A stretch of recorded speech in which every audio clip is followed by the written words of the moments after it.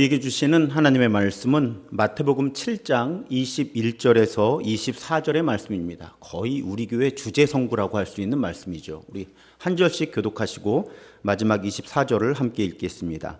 나더러 주여 주여 하는 자마다 다 천국에 들어갈 것이 아니요 다만 하늘에 계신 내 아버지의 뜻대로 행하는 자라야 들어가리라.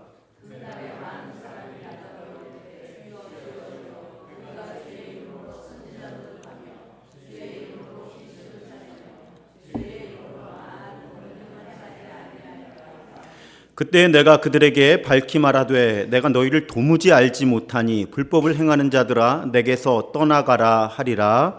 그러므로 누구든지 나의 이 말을 듣고 행하는 자는 그 집을 반석 위에 지은 지혜로운 사람 같으리니. 아멘.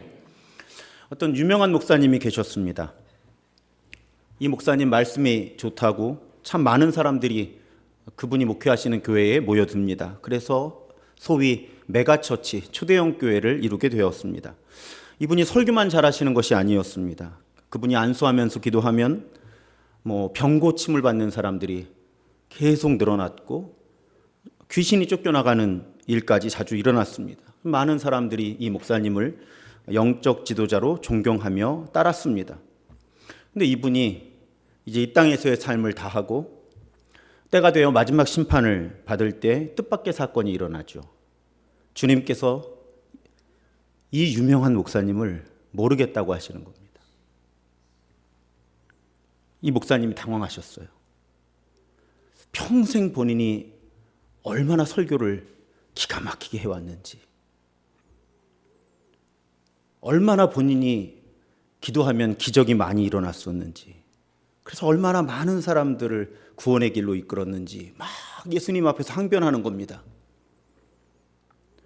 그런데 예수님께서는 그 목사님을 향해서 다 소용없다고 하시는 거죠. 하나님의 뜻대로 살지 않았다는 겁니다. 그러시면서 예수님께서는 아무리 많은 일을 했어도 하나님 뜻대로 살지 않는 것은 하나님 나라에서는 범법자가 되는 것이다 라고 말씀하시는 거죠. 그러시면서 가버리라고, 너는 이 나라에 들어올 자격이 없다고 그러시는 거예요. 여러분, 오늘 본문이 그런 상황이에요. 처음에 제가 한 유명한 목사님이 있었습니다 할 때 실제 인물인 줄 아셨죠? 오늘 이 성경 말씀을 그냥 이 시대에 일어나는 사건으로 빗대어서 말씀드려 본 거예요. 그래야 실감이 나니까요. 여기에 목사라는 직함 대신에 장로 권사를 넣어도 마찬가지 논리가 성립을 하는 거죠. 주님, 저는 적어도 하나님 나라 시민이 될 자격이 있습니다. 제가 어떻게 살았는데, 얼마나 헌금을 많이 했는데, 평생 교회 밥했는데, 전도는 목숨 걸고 했는데. 근데 주님의 기준은 그게 아니었다는 거죠. 너는 내 뜻대로 안 살았어. 어떠세요? 이 이야기에 우리 자신을 집어넣으면 어떠십니까? 이제 우리 내가 팬인가 제자인가, 예수님의 팬인가 예수님의 제자인가를 성찰하는 6질문 가운데 오늘 마지막입니다. 다음 주 수요 치유 예배는 없습니다. 고난주간. 제가 이번 수요 치유 예배 시리즈를 설교를 하면서 참 마음이 무겁고 아팠어요. 왜냐하면 본래 설교를 기획할 때 취지는 그렇지 않았는데 막상 우리가 팬인가 제자인가를 이야기를 나누다 보니까 사실은 원고에도 없는 이야기들을 계속 실제 설교 시간에는 나누게 된 거예요. 특히 우리 교회의 문화가 얼마나 예수님의 제자를 만들어낼 수 없는 문화인가, 예수님의 팬만 늘려나가는 문화인가를 이렇게 원고에도 없는데 정말 대화를 쭉 이렇게 제가 끌고 나가다 보면 그런 비판을 안 할 수가 없었던 거죠. 제 입장에서는. 참 마음이 무겁고 아프기도 했습니다. 여러분, 오늘 본문이 산상수훈의 결론 부분이죠. 산상수훈. 한국교회가 얼마나 산상수훈을 가르쳐 왔을까? 저는 사실은 그다지 산상수훈을 깊이 있게 배우질 못했습니다. 대부분의 설교 본문은 바울 서신이었고요. 믿으면 구원받는다는 거였어요. 근데 여러분, 지난 주일에도 우리 톨스토이의 부활, 거기서 말년의 톨스토이가 네울리도프라는 주인공을 통해서 전했던 메시지는 산상수훈이 실제 지켜질 수 있고 지켜져야 한다는 믿음을 가진 사람들을 통해서만 세상이 바로 세워질 수 있다. 그래서 오늘 산상수훈의 마무리도 지키라는 거예요. 지키라는 겁니다. 그래서 여러분, 믿음만으로 구원받는다고 하는 정말 성경의 큰 가르침을 아주 축소하고 왜곡해서 행함이 없는 믿음은 죽은 믿음이다라는 가르침은 저기 묻어두고 가끔만 끄집어내고. 그래서 지금 한국교회 대부분의 병폐는 구원론의 문제라고 제가 말씀을 드리죠. 어차피 나 예수 믿으니까 죽으면 천당가에서 다 비극이 시작되는 거예요. 지금 목회자들도 마찬가지고 성도들도 마찬가지입니다. 구원의 확신이라고 하는 사실상 성경적 토대가 약한 것, 그 고백이 우리를 무너뜨리고 있는 거예요. 어떻게 살든지 나는 예수님을 영접했기 때문에 천당에 간다. 그 고백이 우리를 무너뜨리는 거죠. 또 반대편에 보면 하나님을 위해, 교회를 위해 많은 일을 하면 예수님의 제자라고 인정해주는 그런 문화. 실제 영적 성숙도와 교회의 직분이 그렇게 많이 비례하지 않는 문화가 거기서 나오는 거죠. 물론 실제로 그 사람의 영적인 성숙함을 측정할 수는 없죠. 그러다 보니까 어쩔 수 없이 그분의 겉으로 드러나는 모습을 통해서 우리는 직분을 세워주죠. 목사도 마찬가지죠. 뭐 제 인격을 누가 어떻게 검증했겠어요. 그냥 교단이 정한 과정을 제가 잘 마치니까 목사 안수를 받은 거죠. 그런 문제들이 결국은 구조적으로 우리를 펜에 머물게 한다는 거죠. 심지어는 목회자들마저도 사실은 펜도 못 되는 수준으로 살아가게 되는. 그런데 주님께서는 말씀대로 사는 삶을 강조하셨다는 거죠. 카일 아이들먼 목사님 책에 아주 흥미로운 예화가 있어서 오늘 예화들이 좀 많습니다. 어떤 가족이 있는데 이제 선교 여행을 떠나는 거예요. 단기 선교를 떠났는데 집을 봐줄 사람이 없는 거죠. 그래서 어떤 신혼부부에게 집을 맡겨요. 근데 이제 집을 비우는데 좀 그동안 이제 집을 관리를 해야 되잖아요. 그래서 이게 집을 관리하고 특히 이제 반려동물들도 있으니까 뭐 고양이 밥은 어디 있고 이걸 얼마나 언제 어떻게 주고 뭐 이런 게 굉장히 중요했던 거예요. 그래서 한 10페이지 정도의 노트를 만드는 거죠. 이 주인이. 아마 단독주택이었던 것 같아요. 그러니까 관리할 게 많은 거예요.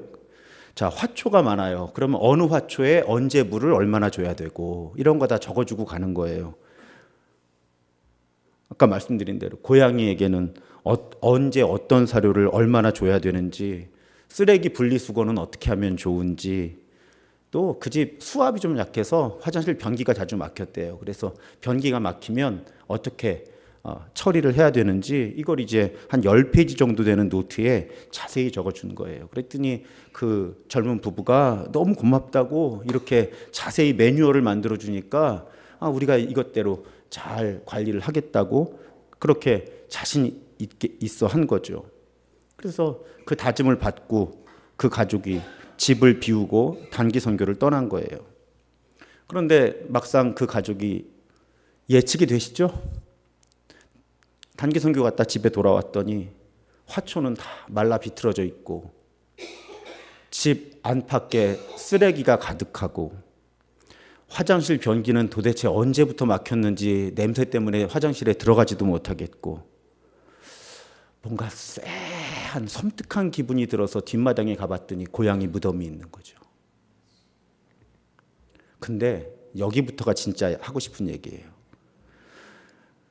그 집을 맡았던 젊은 부부가 오는데 아주 환한 얼굴로 오는 거예요. 그러면서 이 노트를 보여주면서 이 내용이 너무 충실하다고 정말. 보니까 형광펜에 밑줄도 그어져 있고 메모도 돼 있는 거예요. 그러면서 이 부부가 자주 앉아서 이거 공부했다는 거예요. 자주 앉아서 공부했다는 거예요. 여러분, 우리가 그렇지 않을까요? 여러분, 우리 성경이 하나님의 말씀이라고 믿는 사람들이잖아요. 심지어는 여러분 고민 중에 그거 있어요. 책 자체가 거룩하다고 생각하시는 분들, 이거 버리지 못하고 집에 쌓여 있어서 이거 어떻게 하면 좋을까, 이런 분들도 계시잖아요. 우리 성경에 밑줄 긋죠, 필사도 하죠, 통독도 하죠. 아마 이 자리에 계신 분들 중에 적지 않은 분들이 여러 과정의 성경 공부를 해오셨을 거예요. 혹시 우리 아까 이야기에 나오는 그런 신혼부부는 아닐까요? 주님 앞에서, 주님 정말 이 책의 내용이 너무 좋아요. 여기 제가 밑줄 그어놓은 거 보세요. 제가 형광펜 칠해놓은 거 보세요. 제가요 이 과정도 들었고요, 이 과정도 들었고요, 이 과정도 들었고요. 너무 감사해요. 이런 말씀을 우리에게 주셔서. 주님이 한 말씀 하시는 거죠. 근데 너는 왜 그 말씀대로 안 살았니? 그게 우리의 모습이 아닐까. 여러분, 너무 심각한 표정 짓지 마세요. 저는 어떻겠어요? 저는 이거 가르치는 사람이에요. 여러분들의 심각함이 오라면 저는 30, 40, 100이에요 지금. 그게 펜과 제자의 차이죠. 펜은 형광펜 칠하고 밑줄 긋고 공부하고 외우기까지 하지만 이대로 살지 않죠. 제자는 이대로 살려고 애쓰는 거고요. 그런데 오늘 본문에서 예수께서는 분명히 말씀하시는 거죠. 이대로 살아야 천국 간다. 이대로 살아야 천국 간다. 그게 주님의 말씀이잖아요. 그런데 다음 차원으로 넘어가야 되죠. 이 말씀대로 사는 삶에도 두 가지 차원이 있죠. 오늘 설교의 주제는 의무감이냐 친밀한 관계냐 하는 거예요. 이 두려움에서 사랑으로 제가 자주 강조하잖아요. 두려움 때문이냐 사랑 때문이냐. 그거보다 저는 이렇게 한 칸씩 안에 있는 것 같아요. 의무감하고 친밀한 관계. 그러니까 극단에는 두려움과 사랑이 있고 요거보다 한 칸 안쪽으로 의무감. 두려움은 아니지만 의무감. 사랑은 깊은 사랑은 아니어도 어느 정도의 친밀한 관계. 이 두 축을 한번 오늘 살펴보는 거예요. 그런데 저는 오늘 말씀에서, 오늘 본문에서 우리 그리스도인들이 말씀대로 사는 동기와 힘이 예수님과의 친밀한 관계에서 나온다. 자, 목사님, 그 주장의 근거가 오늘 본문에 어디 있습니까? 23절이에요. 그때 내가 그들에게 밝히 말하되, 예수께서 말씀하신다는 거죠. 내가 너희를 도무지 알지 못하니. 도무지 알지 못하니. 자, 말씀을 선포하고 기적을 행하는 사람한테 예수께서 내가 너를 도무지 알지 못한다라고 말씀하신다는 거죠. 근데 여러분 기억하시면 좋겠는데, 제가 성경의 단어에서 안다는 말은 그냥 나 그 사람 알아 이 차원이 아니라고 말씀드렸죠. 물론 그런 차원도 포함하지만 성경 속에 안다라고 하는 단어는 어떤 사람 혹은 어떤 대상을 깊이 있게 이해하는 것, 그런 수준까지를 포함하는 언어다, 이렇게 말씀을 드렸어요. 그래서 어떤 히브리어 학자는 이 알다, 히브리어로 야다라는 단어인데 영혼의 뒤엉킴으로 정의하기도 했다. 안다라고 하는 건 영혼이 뒤엉키는 상태를 말한다라고까지 번역을 하기도 한다. 그런 말씀 드렸습니다. 그러니 그렇게 본다면 지금 주님께서 내가 너를 도무지 알지 못한다라고 하는 말은 나 그 사람 몰라와는 조금 다른 의미를 띠는 거죠. 이해가 되세요? 내가 예를 들면 정삼위를 몰라가 아니라는 거예요. 알지 못한다잖아요. 알지 못한다. 그러면 안다는 게 영혼이 뒤엉키는 것처럼 친밀한 관계를 맺는 거라면 내가 그 사람을 알지 못한다라는 말의 뜻은 내가 그 사람하고 친하지 않다라는 뜻이라는 거예요. 제가 원어를 더 꼼꼼하게 보지는 않을 텐데 모른다와 알지 못한다가 다르다는 거죠, 지금. 모르는 건 모르는 거예요. 나 정삼위 몰라. 모르는 거죠. 알지 못한다는 것에서 성경에 안다라는 말이 친밀한 관계를 의미한다면 내가 정삼위를 알지 못해라는 말은 나와 정삼위가 그리 친한 사이가 아니라는 뜻이라는 거예요. 이렇게 구분해서 번역하는 건 저도 처음이에요. 그러니까 예수님께서 이렇게 말씀하셨다는 거죠. 그 사람 내 이름 대면서 참 많은 일을 했지. 사람들이 기적이라고 부를 만한 일들도 꽤 많이 했어. 근데 그 사람 나랑 친하지는 않았어. 그런데 나랑 친하지 않은 사람은 뭘 아무리 열심히 해도 천국에 못 들어와. 이게 주님의 의도라는 거예요. 그래서 여러분, 우리가 어떤 것을 열심히 하는 것과 예수님과의 친밀한 관계 가운데 있는 것을 분리해서 생각해야 된다는 거죠. 여러분, 교회 일을 열심히 잘하지만 주님과의 친밀한 사귐이 없는 그리스도인들 많습니다. 얼굴에 다 써 있어요, 사실은. 목회자들도 말할 게 없죠. 목회자로서 저 자신에 대한 고민이에요. 저는 은퇴하는 날까지 교회 일을 열심히 할 자신이 있어요. 기준이 애매하기는 한데 그냥 보통 목회자들의 평균치만큼 잘할 자신도 있어요. 교만하다고 하셔도 할 수 없어요. 아무튼 은퇴하는 날까지 열심히 할 자신은 있어요. 또 평균 이상의 실력으로 할 자신도 있어요. 가끔 실수는 하겠지만. 그런데 저의 그 목회 사역을 주님과의 친밀한 사귐 속에서 할 수 있냐라는 질문에는 자신이 없는 거예요. 이 부분이 문제인 거예요.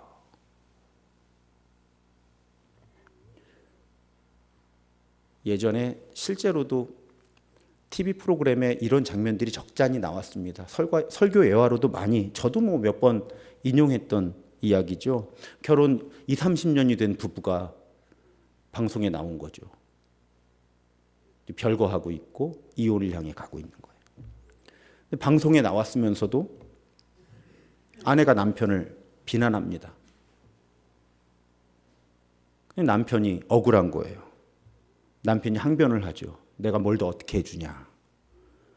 내가 얼마나 뼈골 빠지게 일해서 돈을 벌어다 줬냐.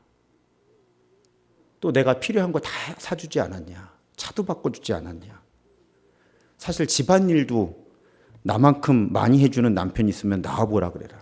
또 내가 다른 여자한테 한눈이라도 언제 팔았냐. 도대체 뭘 더 원하냐. 근데 아내가 아무 말 없이 그냥 딴 곳만 쳐다보고 있는 거죠. 그러다가 눈 감고 고개를 몇 번 절레절레 흔들더니 그냥 내가 당신이라는 남자가 어떤 사람인지를 통 모르겠어 그러는 거죠. 친밀한 관계가 문제인 거죠. 남편은 열심히 많이 했어요. 심지어는 집안일까지 열심히 했어요. 그런데 아내와의 친밀한 관계를 형성하지 못한 거죠. 그래서 아내는 이 남자와 함께 할 수 없다고 고민하게 된 거예요. 우리와 주님과의 관계가 이렇게 될 수 있지는 않을까요? 그런 상상을 해왔습니다. 만약에 지금 누군가가 예수님께 묻는 거예요. 주님, 정삼위 목사라고 아십니까? 주님 뭐라고 대답하실까요? 꽤 오래 묵상을 해봤어요. 다시 말씀드리면 여기서 안다라는 말이 성경의 언어로 보면 친밀한 사귐, 깊은 사귐을 의미한다는 거죠. 그럴 때 주님께서 이렇게 말씀하시면 어떡하지? 정삼위 목사 그 사람 참 열심히 살아. 목회도 열심히 해. 근데 나는 그 사람 잘 알지 못해. 그 사람은 일만 열심히 하지 나랑 시간은 많이 잘 안 보내. 사실은 정삼이 그 목사도 나 잘 몰라. 제가 가장 두려움을 느끼는 부분이에요.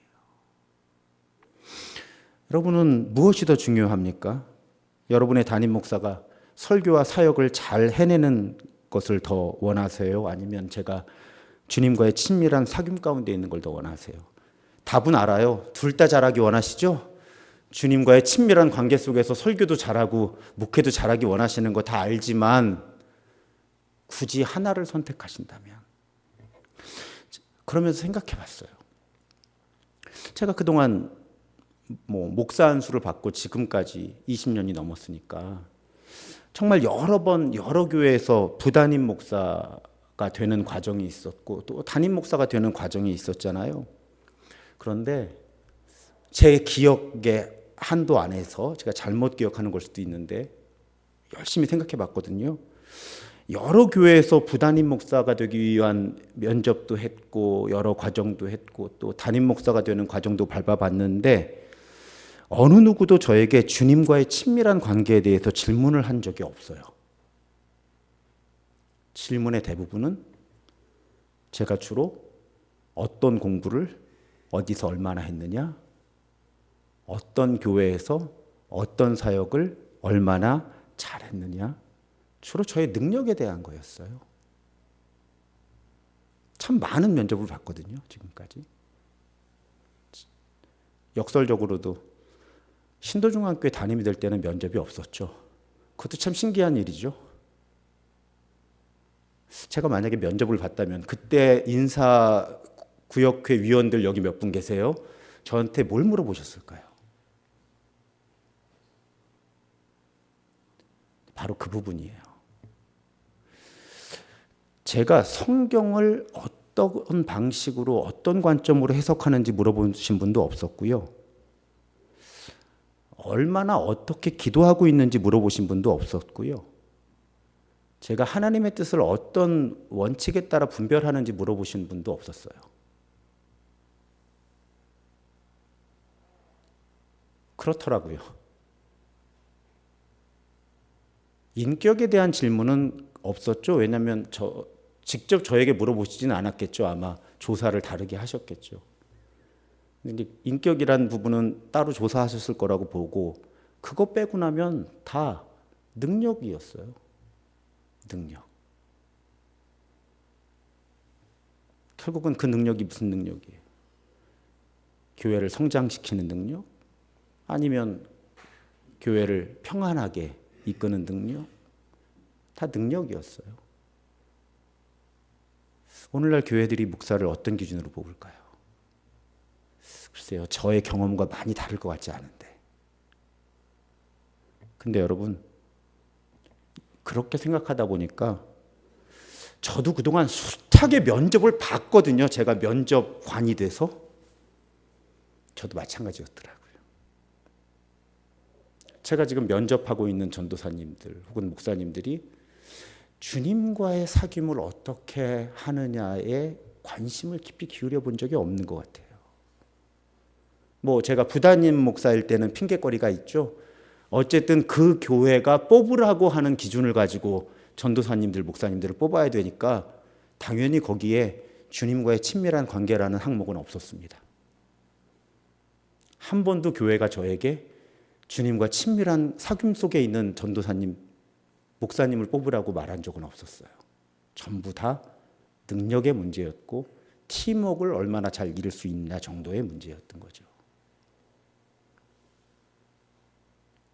담임 목사가 돼서는 달라졌을까? 사실은 제가 담임 목사가 된 다음에는 면접을 그렇게 많이 본 적이 없어서 전문 용어로 샘플 사이즈가 좀 작긴 합니다. 그래도 제가 그 부분에 있어서는 많이 좀 성숙하고 있다고 해야 될까요? 이제 제가 담임이니까, 제가 기준을 정하는 사람이니까. 하지만 뜨끔한 건 사실이에요. 앞부분엔 이렇게 좀 뭐랄까 제가 면접의 대상자였기 때문에 그러네 나한테 주님과의 친밀한 사귐에 대해서 물어본 사람이 아무도 없었네. 그땐 좀 당당했는데 제가 다른 전도사님들 목사님들 면접을 담당하는 사람일 때도 마찬가지였더라는 거죠. 이것이 우리의 비극의 시작은 아닐까.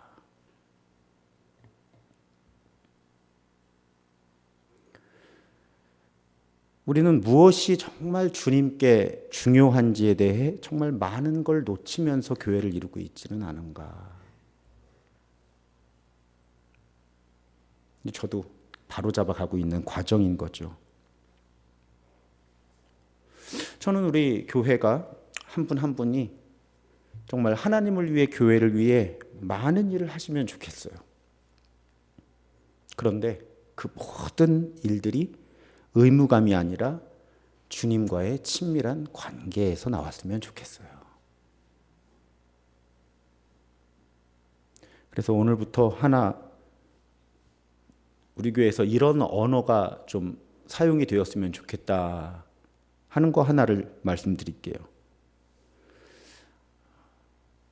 당신은 얼마나 주님과의 친밀한 사귐 가운데 있느냐라는 취지의 질문과 대화를 우리가 할 수 있으면 좋겠어요. 이거 사실은 하기 쉽지 않은 이야기죠. 왜? 다 불편하게 하는 얘기니까. 사실은 다 불편한 게 맞아요. 사실 솔직히 말씀드리면 이 질문에 자신이 있어도 문제예요. 착각일 가능성이 높아서, 나르시즘일 가능성이 높아서 이 질문에 자신이 있어도 문제예요. 그러니까 이 질문은 사실상 모든 사람에게 부담이 되는 질문이에요. 그런데 해야 돼요. 서로가 서로에게 이 질문을 해야 되는 거예요. 그래야 우리가 정말 그리스도인으로서 교회로서 뭐가 중요한지를 잊지 않을 수 있는 거예요.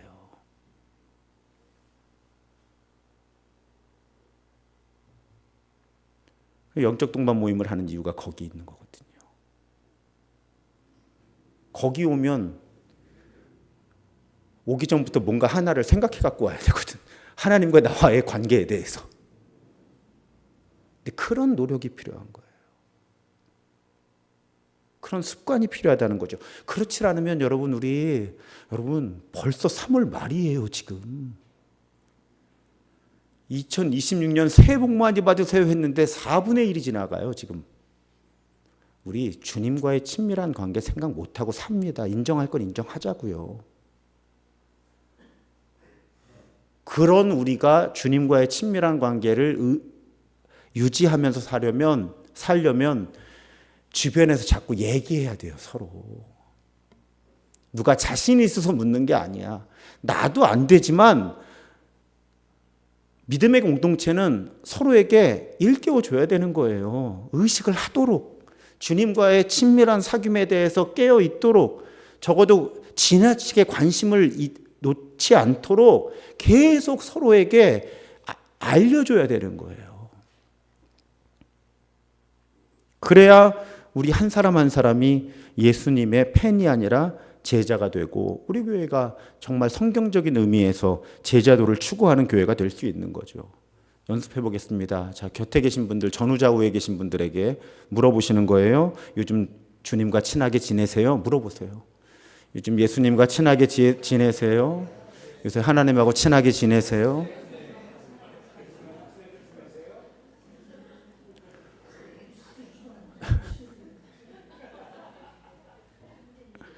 여러분, 이 질문이 우리 교회를 이끄는 질문이어야 되는 거예요. 물론 이것도 시간이 많이 지나면 습관화가 돼서 형식적이 될 텐데 그래도 한 2, 3년은 형식적이 되지 않으면서 할 수 있지 않을까. 아마 여러분 근데 이제 주일에 교회에서 이렇게 만났을 때 안녕하세요, 한 주간 잘 지내셨어요? 평안하셨어요? 할 때 누가 이번 한 주간 주님과 친밀하게 보내셨어요? 하면 장담하지만 아마 많은 분들이 그분을 피해 다니기 시작할 거예요. 이제 이렇게 오다가 이렇게 오면 저분 또 주님과의 친밀한 관계를 물어볼 텐데 내 자신이 없다. 근데 그래야 돼요. 제가 그 목사님 신부님들하고 영적 동반 모임 하는 이유가 거기 있거든요. 거기 그 모임을 하면 꼭 누군가 저에게 물어보거든요. 저의 주님과의 친밀함에 대해서. 그럴 때마다 뜨끔한데 불편한데 그 시간이 없으면 거의 매일 설교를 하면서도 주님과 친밀하지 않게 살 수 있다는 걸 저는 목사 안수 받고 지난 20년의 목회 여정 가운데 많이 경험했거든요. 설교 기술자 되는 것 같을 때도 많아요. 제 이야기가 아니라 만나교회 김병삼 목사님 어느 날 그러시더라고요. 보통 건강하실 때는 주일에 4번 설교하셨으니까 어느 날 사부 청년 예배 설교하러 올라오셔서 설교 기술자로 사는 것 같다고. 예배자가 아니라. 그런 위험이 우리 모두에게 있는 거니까. 제가 죄인 중에 괴수니까요. 사랑하는 여러분, 주님과 친해지는 방식은 영적 기질과 영적인 상태, 삶의 형편에 따라서 다를 수 있어요. 그런데 주님과 친해지고 싶은 갈망만 있으면 주님께서 그 사람에게 맞는 눈높이와 맞는 타이밍에 찾아오셔서 친하게 지내주세요. 어떤 분들은 그게 매일 기도회잖아요. 그래서 현장이든 온라인이든 매일 기도회 해야지 뭔가 이렇게 본인의 주님과의 친밀함이 지켜진다고 믿는 분들 계시잖아요.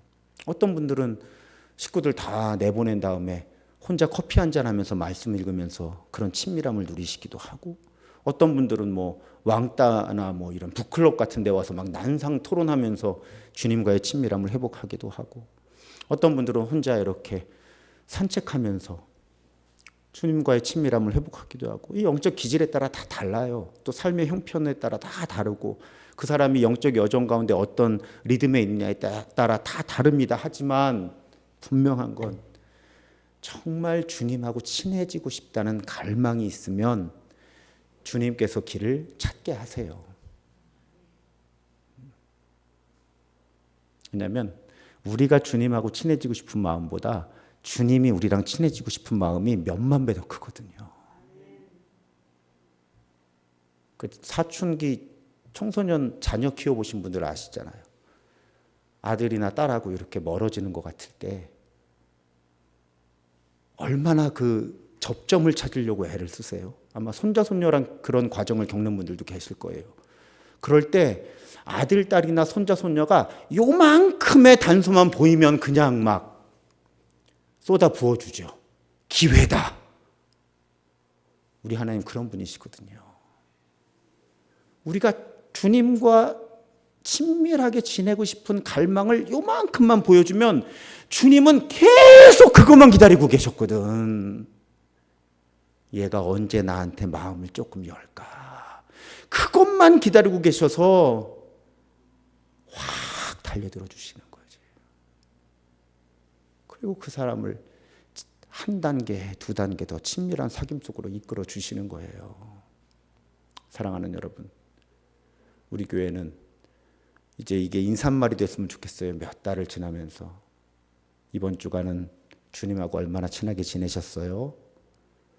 그래서 누가 그렇다 그러면 방법 좀 알려줘.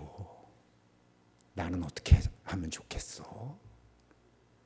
이게 교회예요. 그래야. 사실 그래야 교회인 거예요. 몸에 좋은 거 얘기도 좋지만, 맛집 얘기도 좋지만, 명품 얘기도 좋고 다 좋은데 요즘 주님하고 어떻게 지내? 이렇게 서로 이야기 나눌 수 있어야 진짜 교회인 거예요. 우리 교회가 그렇게 주님과 점점 더 깊은 사귐으로 나아가고, 그래서 우리 교회는 팬도 있어야 교회예요. 많은 사람이 다양하게 모여야 되니까. 하지만 점점 더 많은 분들이 팬에서 제자로 이렇게 움직여 나가는 그런 교회 되시기를, 또 이번 시리즈를 마치면서 내가 예수님의 제자가 돼야지, 예수님하고 친밀하게 사귀며 살아야지 하는 마음으로 은혜 가득한 고난주간을 보내시고 부활의 기쁨을 누리게 되시기를 주님의 이름으로 축복합니다.